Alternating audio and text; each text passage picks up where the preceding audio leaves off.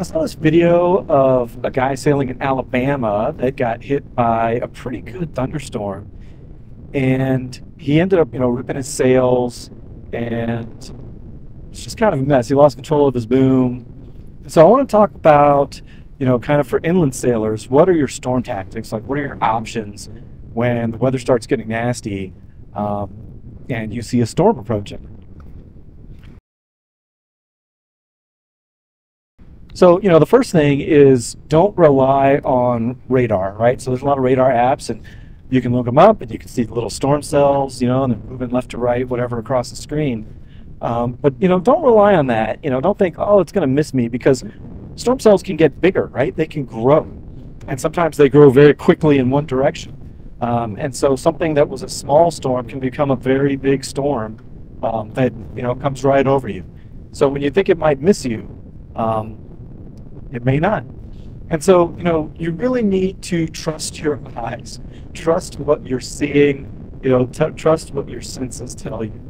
So if you see a storm getting closer, the cloud heights are getting very tall, the clouds are getting dark, especially at the bottom, they're turning, really dark, you get dark skies. If the wind suddenly shifts, or if there's a sudden lull that gets really quiet, those are all pretty good signs that a storm is coming. And really, even if you see a storm miles away, it can affect the local weather patterns, right? So a big, tall storm that's really building, it sucks everything around it in because of all the strength of that storm, and the flows upward. So you really need to be cautious, right? Always err on the side of caution, and use your senses, trust your senses, and start preparing. So, how do you prepare? You're out on the water. You're a couple miles from your marina slip or whatever, but, this is an inland. This is not an ocean-going situation. We're talking about an inland lake. The first thing is, if it's a lake that you're sailing all the time, then you need to find out where the shallow areas are on your lake. And so, I've kind of scoped out with my depth finder where the different shallow areas are, where the coves are. Some coves are deep here because this lake is in a canyon. And so, you need to know where those shallow areas are that you can throw out an anchor.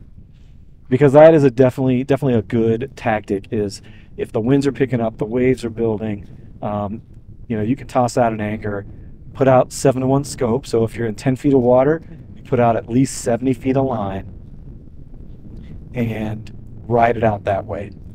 But you need to know the depth of the water. So if you have a depth sounder, if you don't know the depth of water in your local area, then you need to use your depth sounder to find that spot that you can anchor in and ride it out.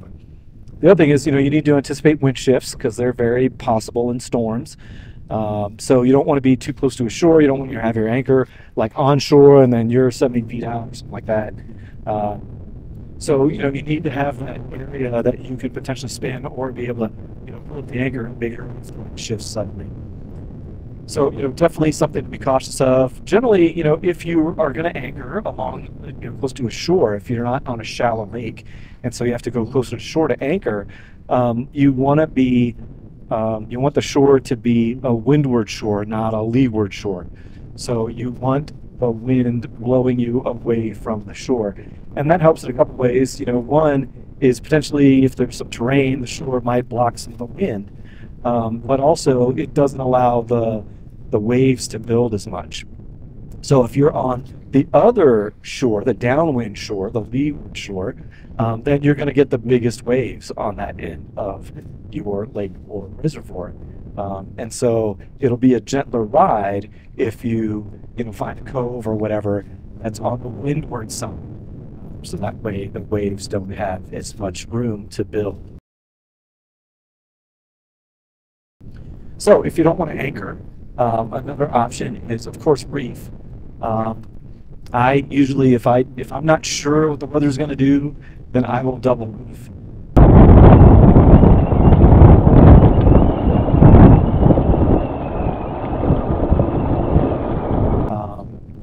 And so, you double reef. I put out an 80% jib. Not everybody has one, but if you have like a furling head sail, you can furl in your head sail. go double reefed mainsail only. And you can still usually, on most boats, make progress to windward, double reefed mainsail only. And you'll get a much gentler ride. It'll be easier to tack, it'll be easier to jibe because you're only dealing with one sail. You're not worried about the jib, up there flapping around and making a lot of noise. So it's just a little more relaxed if you go double reefed mainsail only.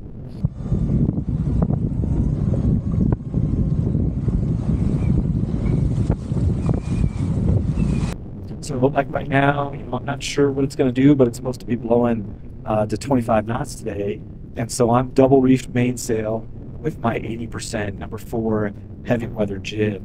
And so it's, right now it's not blowing too hard, but it's very comfortable, and I feel like I'm pretty well prepared for anything that might come.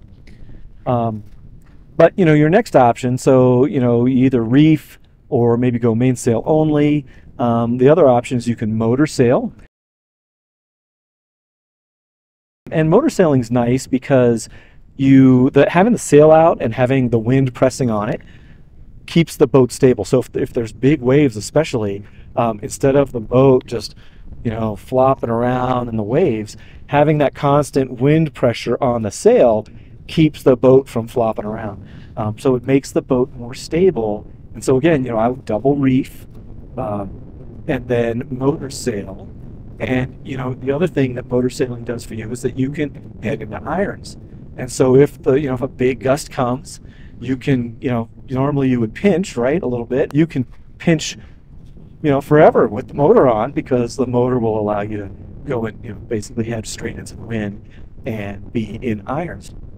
And so double reefed with the mainsail up, motoring is a really nice way to do it, because again, you can head straight into the wind when you need to. It gives you a little extra thrust, a little drive coming from the sail. Keeps the boat more stable and from just constantly rocking back and forth. So motor sailing is a nice way to go. Another option, of course, is bare poles, right? So go bare poles and motor back to your marina or to a cove or somewhere where you can anchor. And that's a good option. Even a boat with bare poles, if there's enough wind, can capsize.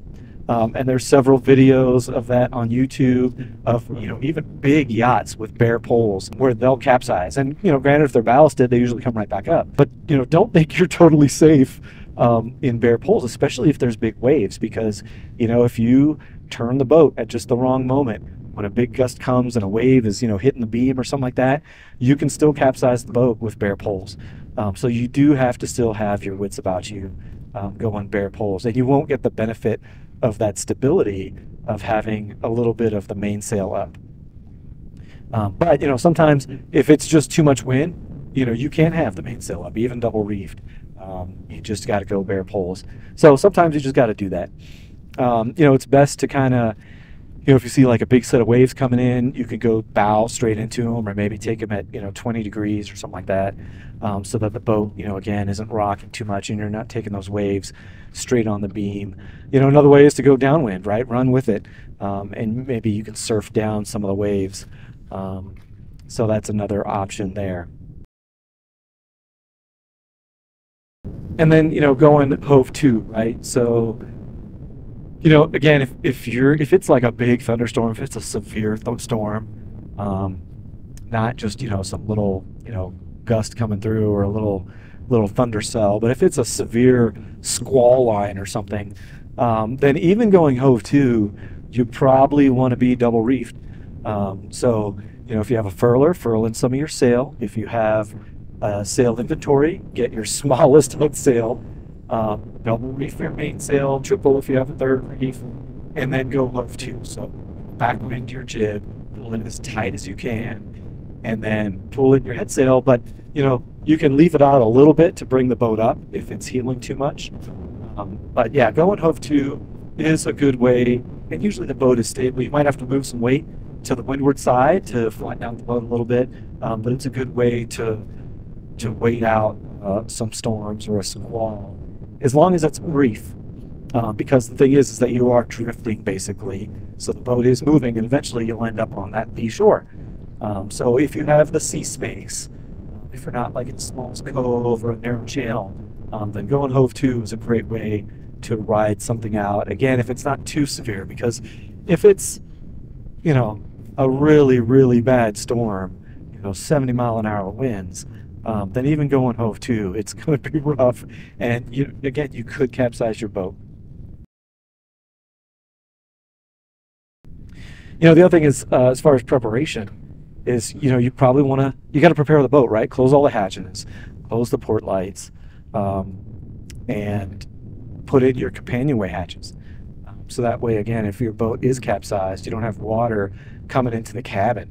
The boat will upright itself. If it's a self-righting boat, it'll upright itself. You'll give it more of an opportunity to upright itself quickly. And so, you don't want to flood your boat in a big storm like that. Well, so those are just my thoughts on storm tactics for inland sailors, right? For lake sailors. For, if you're caught out in an unexpected storm. Definitely the big thing is, watch the weather. Make sure you have alerts on your phone, all those kinds of things. But, sometimes it does happen. You just get caught out. And you got to know what to do. And you got to practice those things. Practice reefing, practice going hove to. And you'll have a better chance of riding out the storm. All right, well, I hope this was helpful, and as always, thanks for watching.